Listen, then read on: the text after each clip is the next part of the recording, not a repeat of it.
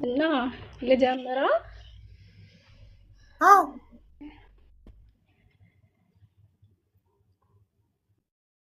ትላለሁኝ። ተወልጄ ያደኩትኝ ወደ አዳማ አካባቢ ነው፣ ሚውት ዴራ ያደረግሽ። የምትባል ከተማ። እሺ ግን እንትን ምንድን ነው እፍ የሚለው አንቺ ጋር ነው ውዴ? እፍ የሚለው ኧረ እኔ ጋ የለም፣ ኦኬ። ምንም እሺ የለም እኔ ጋ። እሺ እና ወደ አዳማ አካባቢ ነው ተወልጄ ያደኩትኝ እና ባለትዳር ነበርኩኝ። የአንድ ሴት ልጅ እናት ነኝ እና የትዳር ህይወቴን ማካፈል ስለፈለኩኝ ነው አብዬ። እና ያው ከትውውቃችን ነው የምጀምረው አይደል? አዎ ባለቤቴ እንትን ታውቂያለሽ፣ ይሄ ኢስላማዊ የመድረክ ፕሮግራሞችን ምናምን ያቀርባል እና መድረክ ላይ ነው ያየሁት። መጀመሪያ የተዋወቅ ነው እዛ ነው ፕሮግራም ሲያቀርብ ምናምን ማለት ነው። እና የሆነ ታይም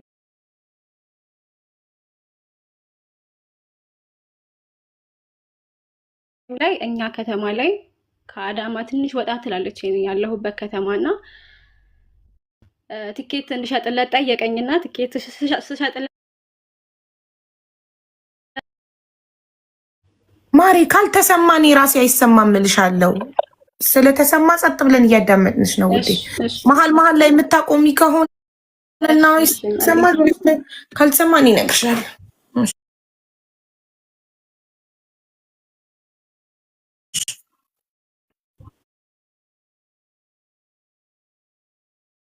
እሺ እና ረመዳን ውስጥ ተዋወቅንና ድጋሚ ማለት የተገናኘ ነው ረመዳን ውስጥ ነው። ከዛ በኋላ ረመዳን ውስጥ እኛ ጋር ፕሮግራም ሊያቀርብ እንደሚፈልግ ነገረኝና እኛ ሀገር ማለት ነው ከአዳማ ወጣ የምትል ከተማ ናት። ከዛ ማቅረብ የምችልበትን ሁኔታ አመቻችልኝ አለኝና በዚህ አጋጣሚ ተገናኘን።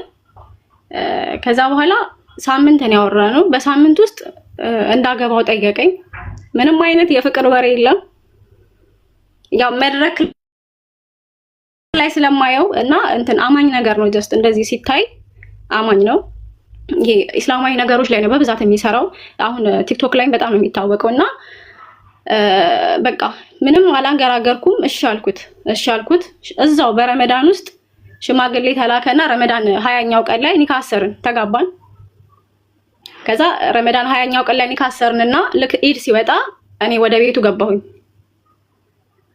በሳምንት ውውቅ ውስጥ ኒካው ታሰረ ምናምን ገባሁኝ ወደ ቤቱ። ያው የችኮላ ሆነና ገባሁኝ። ያው አይምሮዬ ላይ ስዬ የገባሁት ህይወት አለ። ገብቶሻል? አይምሮዬ ላይ ስዬው ስልሽ ይሄ የተንደላቀቀ ህይወት ምናምን አይደለም። ያው የነገረኝ ነገር አለ። በቃ የሆነ ራሴን እንደ ንግስት እንድስል አርግቶ በቃ በጣም አይምሮዬ ላይ ደስ የሚል ነገር ነው ያስቀመጠልኝ እና ያንን አምኜ ነው የገባሁትኝ። ገባው። ስገባ ያለው ነገር ሌላ ነበረ። ስገባ ያለው ነገር ሌላ ነው። በቃ ይሁን በሚል ዝም ብዬ እየኖርኩኝ ድንገት ያው ልጅ ተፈጠረና ስነግረው ደስተኛ አልነበረም። እንዳስወርደው እንግዲህ እንዳልኩሽ በጣም አማኝ ነው። አዳማ ሙሉ የአዳማ ህዝብ ያውቀዋል። በቃ ኡስታዝ ተብሎ እስከሚጠራ በዚህ ደረጃ ያለ ሰው ነው እንደውም። እና ቲክቶክ ላይ በጣም ብዙ ሰው ያውቀዋል ምናምን። እና አልጠብቅም ከሱ ታውቂያለሽ፣ አስወርጅ የሚባል ነገር አይደለም ስለ እምነት የሚያውቅ አሁን ላይ ተራ ዱርዬ እንኳን አስወርጅ የሚል አይነት የለም። ከዛ በጣም ደነገጥኩኝ። አስወርጅ የሚባል ደረጃ ሲደርስ በጣም ደነገጥኩኝ እና ያው ወጣሁኝ። እናቴ ጋር ነው ሄድኩት። እናቴ ጋር ሄድኩኝ። ለእናቴ አማከርኳት። ነው አለች መውረድ የለበትም ተባለ። መጀመሪያ ምክንያቱም ጠየቁት። ነገራችን ላይ ያለብኝ ካወኩና ስኳር እያለብሽ አትወልጅም አለኝ። ከጤናሽ ጋር አይሄድም አትወልጅ ኒካ አስራችሁ በኋላ ላይ የተፈጠረ ልጅ ለምንድን ነው ይውረድ የሚለው? አልፈልግም አለኝ። እንዴ ቤተሰቤን አባቱ አጎቱ መጥቶ ነው ኒካ ያሰረልኝ እኮ። ታዲያ በኋላ አጎቱ መጥቶ ያሰረልኝ ቤተሰቤን ጠይቀው ጉድ ነው። የሐላል ልጁ ነው። ከዛ እኮ ልነግርሽ ነው። አሁን ታሪኩን እየጨረስኩልሽ ሲሄድ ነው የሚገባሽ ይሄ ነገር። ኦኬ ኖ አልፈልግም አለኝ። እኔ ልጅ ምክንያት ስለው ምክንያቴ ስለሚያምሽ አይሆንም፣ አሁን ያለሽበት የጤና ሁኔታ ጥሩ አይደለም ሲለኝ እኔ ልጄንም በሽታዬን የሚሰጠኝ አላህ ነው፣ እሱ እንደሚያደርገኝ ያደርገኛል፣ አላስወርድም አልኩት። በዚህ ጸብ ተነሳ እና እናቴ ጋር ገባሁ። ከዛ እናቴ ጋር ገባሁኝ። ሙሉ የእርግዝናዬን አያውቁም፣ አይደውልልኝም፣ ምን አይለኝም፣ በቃ ምንም ነገር የለም። ከዛ ተወለደ፣ ልጄን ወለድኩኝ። በዚህ ሰዓት ምንም የለም፣ አይደውልም፣ አይጠይቀኝም። እንደውም እኔ ነኝ የምለምነው እና ልጅ ቢያንስ እቺ ልጅ በሐላል የተወለደች ልጅ ናት፣ ቤተሰብ ጎረቤት ይጠይቀኛል፣ የት ነው ያለው አባቷ እያሉኝ ነው። ቢያንስ ለልጄ ክብር ስትል ና አልኩትኝ። ምንም ነገር ከሌለህ እንኳን እኔ ሰዎች ያመጡልኝ ልብስ አለ ልላክልህና አንተን ዲያስኮ አድርግ እንዳመጣህ አድርግተህ ናና ጠይቀኝ ብዬ ሁሉ አልቅሼ ለመንኩት እና ምንም እኔ ፍላጎቱን አላውቅም፣ ምንም አይጠይቀኝም፣ አይደውልም። ከዛ በኋላ ነገራቶች ከወለድኩኝ በኋላ ምናምን ነገር እንዲፈታኝ ስለፈለኩኝ ወደ ህግ ነው የሄድኩት። ኒካ ለማውረድ በሸሪያ ፍርድ ቤት አቆምኩት ህግ ላይ። ከዛ እሱ አልፈታም አለ፣ አልፈታትም አለ። እሺ ልጅቷን ታምናለህ ወይ ሲባል ቤተሰቦቼ ባሉበት ዳኛው ባለበት የኔ አይደለችም አለኝ። እኔ ከሌላ እኔ ስታገባኝ አርግዛ ነበር ብሎ ካደኝ። ወንድሞቼ እናቴ ባለችበት የኔ አይደለችም አለ። ለኔ እኮ በቴክስት ይጽፍልኛል፣ ልጄ እንዴት ናት፣ አበባዬ እንዴት ናት ይለኛል እኮ ለኔ በውስጥ ማለት ነው። እዛ ጋር ግን ሙሉ ቤተሰቤ ባለበት እንግዲህ እጃቸውን ስሙ ነው የወሰደኝ ቤቱና የኔ አይደለችም ብሎ እንትላለ።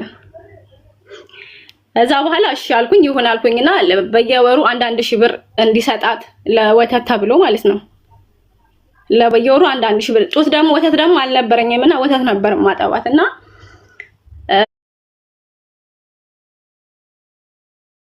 1000 ብር እንዲሰጣት ምናምን ተባለ። እኔ እንደውም ካልተመረመር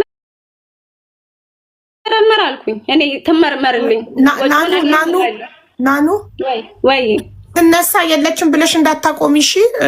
በዚህ በሰከንድ ላይ ባለው ስልኬ እየሰማሁሽ ነው። እሺ አብዬ መጣው በዚህ እየሰማሁ ነው። እሺ እሺ። ከዛ እኔ ይመርመርልኝ አልኩ፣ ልጅቷ ትመርመርልኝ። ምክንያቱም ያኔ ፍርድ ቤት ማለት ነው እንዲህ እርቅ ምናምን ሲባል እኔ መታረቁ ችግር የለብኝም፣ ልጄ ግን ትመርመርልኝ። ምክንያቱም ከምንም ነገር በላይ እምነቱ ይበልጣል። ከሱ ጋር አብሮ መኖሩ አይደለም። ልጄን ክዶ የኔ አይደለችም ብሎ ከዛ በኋላ ከሱ ጋር መኖሩ ምንም ነው። እኔ መጀመሪያ ይመንልኝ ምናምን ነበር የኔ ጥያቄ ነበረው። ከዛ በኋላ በዚህ ሁኔታ ውስጥ እያለን ጀስት ልጄን ብቻ የማሳደግ ስለከበደኝ እኔ ወደ ኳታር መጣሁ። አሁን ያለሁትኝ ኳታር ነኝ። ወደ ኳታር መጣሁኝ። እኔ ኳታር በመመጣ ሰዓት ሰላም ነበርኝ። አሁን እንደዋወላለን ምናምን ነገር እንዴት ነው ምናምን እንባባላለን። ከዛ በኋላ ግን መጥቼ እዚህ በሶስተኛው ወር በሶስተኛው በአራተኛው ወር ሌላ ሴት እንዳገባ ሰማሁኝ። ቲክቶክ ላይ ፎቶውን ለቋየው የሰርጉን ፎቶ ምናምን ነገር። ከዛ እኔ እንደውም ቶሎ ብዬ ልጅቷን ላውራት ሁሉ ፈለኩኝ፣ ያገባትን ማለት ነው። ከዛ በኋላ ከቆይታ በኋላ እንደገና እቺ ልጅ መንታ አርግዛለት ድጋሚ እንደፈታት ሰማሁ። ከሷ ጋርም ተለያይቷል። አሁን ከልጅቷ ጋር እናወራለን። ከዚህ ልጅ ጋር እንደተለያዩ ጭራሽ ልጆቹን እንደማይጠይቃት እንደምንም ነገር እንደማያግዛት፣ እሷም አሁን ከሱ ጋር ተለያይታ ቤተሰብ ጋር ነው ያለችው። የሷ ቤተሰብ ጋር ነው ያለችው። የሷን ብለን እያለን ደግሞ ድጋሚ አሁን አራተኛ ሴት እያናገረችን ነው ያለችው። እኔ አሁን ትላንትና ራሱ ቴክስት አድርጋልኝ እያወራሁ ነበረ። እንደዚህ አሁን የ4 ወር እርጉዝ ነኝ፣ አግብቶኝ ነበረ፣ አሁን ተፋተናል አለችኝ። አሁን እኔ ከኔ በኋላ 2 ሴቶችን 2 ሴቶችን በኒካ አግብቶ አስወልዷል። አንዷ እርጉዝ ናት የ4 ወር። ከ3ቱም ጋር እያወራን ያለው ነው። የመጀመሪያ ልጅም አለችው። አሁን አራተኛ ሴት ላይ ነው ያለው። አራታችንንም አግብቶ አራታችንንም ፈቶናል። አሁን ከኔ በላይ የምታሳዝነው በተለይ መንታ የወለደችው ናት። መንታ ሴት ልጆች ወልዶ እስከዛሬ ምን ትሁን የት ትሂድ ምን ትብላ የሚያውቀው ታሪክ የለም።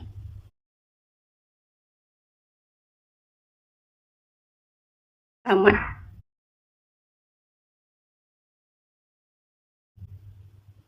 ናኑ አራተኛ ላይ ደርሷል። ገብቼ ኢንተርኔቱ ተቋርጦ አምልጦኛል። የቱ ጋር እንዳመለጠኝ ልንገርሽ። እንትን እሺ የኔ ልጅ አይደለችም ብሎ ካደ። አንቺን ማዋረድ የኔ ልጅ አይደለችም አለኝ ፍርድ ቤት ላይ። የኔ ልጅ አይደለችም አለኝ። እሺ ዲኤንኤ መርመራለሽ አንቺ ዲኤንኤ ይመርመርልኝ አላልሽም? የኔ አይደለም እኔ አልኩኝ እሱ ብር ከሌለው እኔ ከየትም እኔ ለምኜም ቢሆን አልኩትኝ። እንደውም ፍርድ ቤት ባንዴ አናፋታም ተባለ። ባንዴ ስለማናፋታችሁ በሽምግልና ይታይ ሲባል እኔ በሽምግልናም ታየ ታረቅንም አልታረቅንም ትልቁ ነገር እምነት ነው። መጀመሪያ ይመንልኝ እንጂ እኔ ችግር የለም ለልጄ ስለኖራለሁ አብሬው፣ ግን ልጄን ይመንልኛል። ከዛ በኋላ ጠየኩት። ምክንያቱም አንድ ቤት ስንኖር ብዙ ነገር እናውቃለን። ኢቭን ፔሪየድ መች እንደሚመጣ ያውቃል። ሁሉን ነገር ስለሚያውቅ ያረገዝኩበትንም እንትን ያውቃል። ወዲያው አብራችሁ መኖር እንደጀመራችሁ ወዲያው አብራችሁ መኖር እንደጀመራችሁ የተፈጠረው አይ ወዲያው ነው። አዎ ወዲያው ነው ያረገዝኩት አብዬ እኮ። ታዲያ እንዴት ላይ አብራችሁ መኖር እንደጀመራችሁ በስንት ቀን በስንት ወር ስንት ወር አንድ ቤት መኖር ጀምራችሁ ስንት ወር ፔሪድ አየሽ? በነገራችን ላይ 4 ወር እንኳን አልቀም 3 ወር ከምናምን የተቀመጥነው ወዲያውኑ እርግዝና የተፈጠረው። ስለዚህ 3 ወር ፔሪድ አይተሽ 4ኛው ወር ላይ እርግዝና ተፈጠረ አብራችሁ መኖር በጀመራችሁ። አላየሁም። እሱ ቤት ኒካ ካሰርም በኋላ አንዴ መጣብኝ።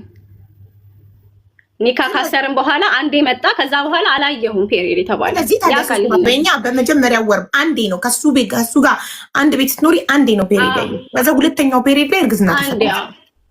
እሱ ያቅ ነበር አንዴ ፔሪድ ማየትሽን ያቅ ነበር። አብራችሁ መኖር ጀምራችሁ አንድ ጊዜ ያቃል ላይ መሆንሽን ነግረሽ ነበር። አዎ ያቃል። ኦኬ ያቃል። እሺ ዞሮ ፍርድ ቤት ላይ ማለት ነው። እዚህ ጋር ፍርድ ቤት ላይ ደርሰናል። ወደኋላ እንዳትመለሽ። ፍርድ ቤት ነን አሁን። እሺ ፍርድ ቤት እንደዛ አለ። የኔ አይደለችም ብሎ ካደ። ከዛ ዳኛው እንደውም በጣም ተቆጣው። ልጅቷ እኮ አንተን ነው የምትመስለው፣ እንዴት እችን የመሰለሽ ልጅ ትክዳለህ ብሎ አለው። ከወጣ በኋላ ሽማግሌ ምናምን በሽማግሌ ይታይ ሲባል አይ እኔ ከሽማግሌው በፊት እኔ ብሩን ከየት ማምጥቼ እኔ አስመረምራለሁ ብዬ ሰለው ጠየቅኩት። እንደውም እንዴት እንደዚህ ትላለህ ምናምን ስለው እኔ አንቺን መበቀል መስሎኝ ነው እንጂ ልጅቷ የኔ እንደሆነች አውቃለሁ አለኝ። አንቺን ማናደር ስለፈለኩ አንቺን መበቀል ስለፈለኩ ስላናደርሽኝ ነው ልጅቷ የኔ አይደለችም ያልኩት እንጂ ምን አርጋሽ ነው? ለምን እንደሚበቀልሽ ምን በድለሽ ነው? ለምን እንደሚበቀልሽ የሆነ ሰዓት ላይ ምን አድርጌያለሁ መሰለሽ? አው እንደ ጥፋት ሊሆን ይችላል። ምን አድርጌያለሁ መሰለሽ? አውዬ የሆነ ሰዓት ላይ በጣም ለመንኩት እንዲያግዘኝ እንዲረዳኝ፣ እርጉዝ በነበርኩ ሰዓት። ከዛ በቃ የሚመልስልኝ መልስ እንደዚህ ማላወራ በጣም ብዙ ነገር ነው የሚለኝና እኔ ምን አደረኩኝ? ይሄንን ያደረገኝን ነገር እንዳለ ሙሉ ለሚያውቁት ጓደኞቹ አወራው። እንዴት ይሄ ሚስጥሪን ታወሪያለሽ ነው እሱ። አሁን በጣም እንደበደልኩት አድርጎ ያሰበው ይሄንን ነው፣ እንደበቀል ያሰበው ይሄንን ነው። ይሄንን አወራሁ ማለት እርዳኝ ማለት ምንድነው? እርዳኝ ማለት ግዴታው እኮ ነው። ይሄ እኮ የሚለመንበት ጉዳይ እኮ አይደለም። እርዳኝ ቤቱን ማገዝ እኮ ግዴታው ነው። እርዳታ ማለት ነው። እርዳኝ እኮ አይደለም። እኔ ኦልሬዲ ወጣሁኝ። ልጄንም እኮ ወልጃለሁ። ገብቶሻል? ወልጃለሁ። ልጄንም ከመውለዴ በፊትም እንዴ ባለው እንደ ባል ሊያግዘኝ ይገባል። እንዴት ነው መጠየቁ ራሱ ትልቅ ነገር ነው አቡዬ። ነው ገንዘብ ግን ለልጁ የወተት የዳይፐር የልብስ የምግብ መስጠት ግዴታው ነው። እሱን ይሰጥ ነበር። ከህጉ በኋላ አንዳንድ ሺህ ብር ይሰጠኝ ነበር። ከህጉ በፊት እንዲሰጥሽ ነበር የምትጠይቂው። እሱን ነው እንደ ጥፋት ያየሽው። ስልክም አይደውልልኝም ነበር ከህጉ በፊትማ እኮ ገባኝ እኮ እሱን ነው እንደ ጥፋት ማለት እንደ ጥፋት የቆጠርሽው አንቺ ራስሽ ላይ እንደ ጥፋት የቆጠርሽው። ልጅ ለልጅ የዳይፐር የወተት ስጠኝ ማለትሽን ነው? ኖ አይደለም። እንደዛ አይደለም። እንደማይሰጥሽ ለጓደኞች መንገርሽን ነው? አዎ። ለምን ለጓደኞቼ ይሄንን ነገር ለምን አወራሽ ነው የእሱ አሁን ትልቁ ንዴቱና አንቺን መበቀል እፈልጋለሁ ያለው በዚህ ነው። እንዴት ለጓደኞቼ ይሄን ነገር ታወሪያለሽ ነው። እኔ አውርቻለሁ። ለምንድን ነው እንደዚህ የሚያደርገኝ ጠይቁልኝ ብዬ።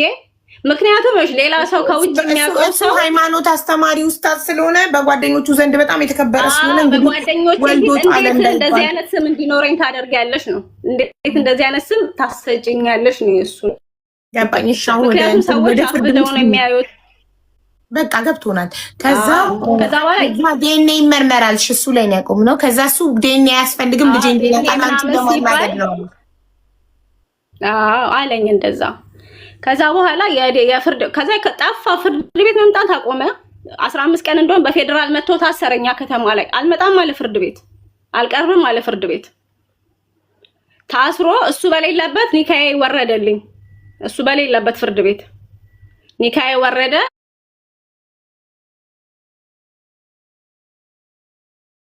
ለልጄ አንዳንድ ሺህ ብር በየወሩ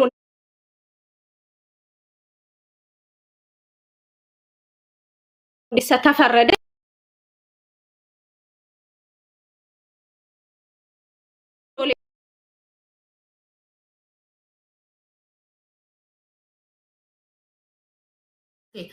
የ7 ዓመት ከአንቺ የተወለደ ስንት ዓመት ነው? ያኔ አሁን 3 ዓመት ሆናት። የ3 ዓመት መንታዎቹ ስንት ዓመታቸው ነው? 5ኛ ወር ላይ ናቸው እነሱ። 5 ወር እና 4ኛ አስረግዟል። ፈጣን ነው ሰውዬው ማሻአላ። ኮረወራ ይሰጥም 4ኛ ወር ላይ ነው ያለው። ቆይ የ7 ዓመት ከመጀመሪያ ሚስት ከሁለተኛዋ የ3 ዓመት ከ3ኛዋ የ5 ወር መንታ 4ኛ አስረግዟል። 5 ወር ገና ከተወለዱ ሄዶ ሌላ ሴት 4ኛ ወር ነው። እና ሀቡዬ አሁን ትልቁ ሚዲያ ላይ እንደወጣ የተገደልኩበትን ነገር ልንገርሽ። ሚዲያ ላይ ብዙ ሰዎች ያውቁታል፣ በተለይ ሴቶች እና አይምሯቸው ላይ የሚስሉት እሱን አማኝ አድርገው ነው። ታውቂያለሽ፣ ገብተሽ እስካላየሽበት ድረስ እንደዛ ነው የምንስለው። አብዛኞቹ ሴቶች ደግሞ ያለብን ሙስሊም ሴቶች ያለብን ትልቁ ችግር ይሄ እምነት ላይ የሚንቀሳቀሱ ሰዎችን ፍጹም ንጹህ አድርገን ነው የምንስለው ነገር አለብን። ገባሽ አይደለ? ይሄ ነገር አሁን ይሄን ልጅ ማስቆም ካልቻለን ይቀጥላል። በእርግጥ መብቱ ነው ማግባት እኮ፣ ግን ያለ አባት እየተፈጠሩ ያሉት ልጆች እኔ አሁን ልጅ ያለ አባት እያደገች ነው ያለችው። የዚች የመንታዋ እንደገና በጣም የሚገርምሽ ደግሞ 4ኛዋ 2 ልጅ አላት ከሌላ ሞቶባታል። አባቷ የልጆቹ አባት ሞቶባት ነው ደህና ሰው አገኘው ብላ ለልጆቹ አባት አገኘው ብላ ነው ያገባችው። እና አስፈላጊ ከሆነም ሀቡዬ ምናልባት አሁን ላይ ይችላል አስፈላጊ ከሆነ ፎቶም ቢወጣ እኔ ችግር የለብኝም። ምክንያቱም አያቆምም ሰውዬው። አሁንም ሌላ ሰው ሊያገባ ነው። ፈረስት ኦፍ ኦል እሱ ምን አደረገ? ሴቶቹ ናቸው እየሄዱ ቆንጆ ወንድ ሲያዩ እየተለጠፉ የሚወልዱት። እሱ ምን ያርግ? ልክ ነሽ። ታዲያ ከሱ ነው እንዴ ችግሩ? ከእናንተ ከሴቶቹ ነው እንጂ ሳታጣሩ ዝም ብላችሁ አይደለም። ሀቡዬ ምን አለ መሰለሽ እራሱን የሚያሳዝን ልጅ አልፈልግም እያለሽ በግድ ነው ያረገዘ። አልፈልግም እያለሽ በግድ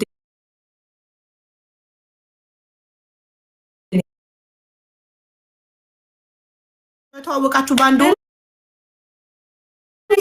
ሲጀመር ይኸውልሽ ሀቡዬ ተነጋግረናል። ልጅ የሚባል ነገር ከ2 ዓመት በኋላ አንወልድም ተባብለን ተነጋግረናል።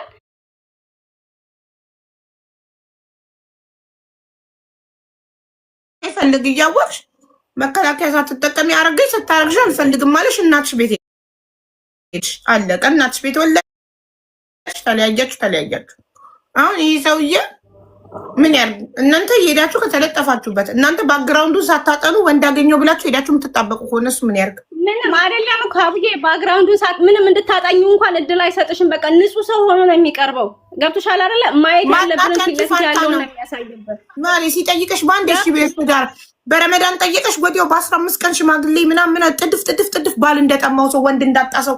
ተረጋጋ ወንድሜ፣ ላጥናክ፣ ቀስ በል። ከሄደ ጥርግ ይበል። ህይወቴ ቀልድ ነው እንዴ? ባንድ የት እንዳይሄድባችሁ ነው ባንዴ እሺ የምትሉት? ሳትጠናኑ በ15 ቀን ሽማግሌ ልኮ ስትጋቡ ማንነቱን ባክግራውንዱ ምኑን ሳታጠኑ ዝም ብሎ ውስጥ እንደዛ አይመስልሽም ሀቡዬ? ምላሱ ልነግርሽ አልችልም። በቃ ምንም ይሁን ምንም ይሁን ታምኝ ነው የሚያደርግሽ።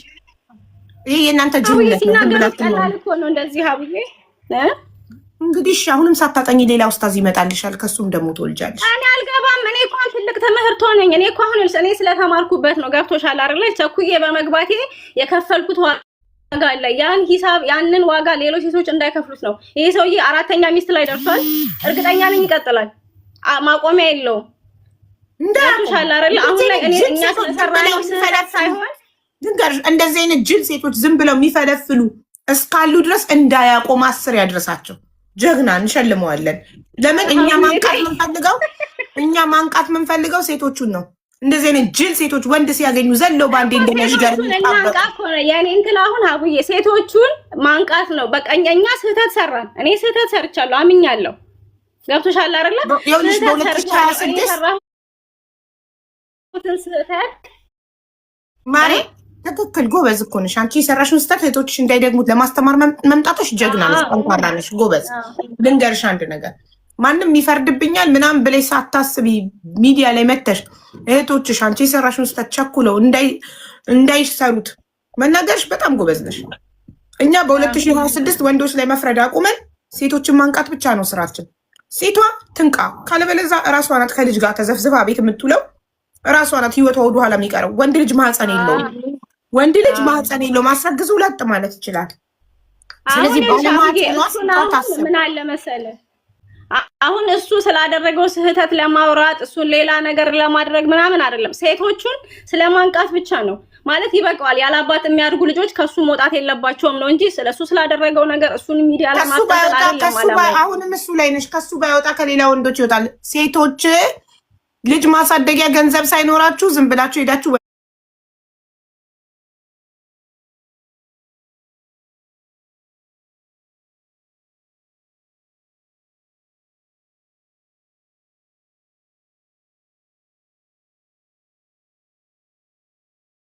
ተፈጠረ አላውቅም። ሀብዬ የምር መጣ ምንም ላደርገው አልችልም። አላህ ሰጠኝ አይደለም መጣ እንትን አይደለም ማለት ይሄ በሐራም የሆነ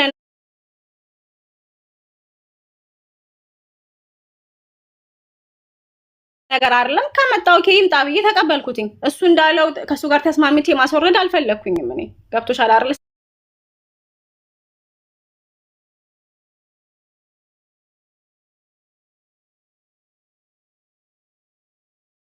ማጥፋት ነው እኮ አልኩሽ እኮ አሁን እኔ ስህተት ሰራው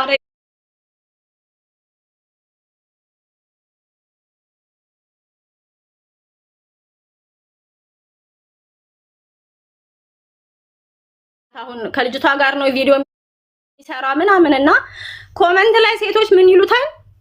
እኔም እኮ ልጆች አሉኝ ለምን ተጋብተን አብረን አናሳድግ ምናምን ለምን አይምሯቸው ላይ የሚስሉት በጣም የሚያሳዝን ምስኪን ወንድ በጣም አማኝ የሆነ ሰው እንደዛ ነው የሚስሉት አይምሮአቸው ላይ ልጁን ማለት ነው። እና አሁንም አይቀጥልም ይሄ ሰውዬ የምር ሀቡዬ አይቀጥልም። አሁንም ያገባል 4 ጨረሰ ኦሬዲ ይቀጥላል ይሄ ነገር። እና እዚህ ጋር የሚያዩ በተለይ ሙስሊሞች ናቸው በዛት እያወሩት ያሉት ያወሩታል።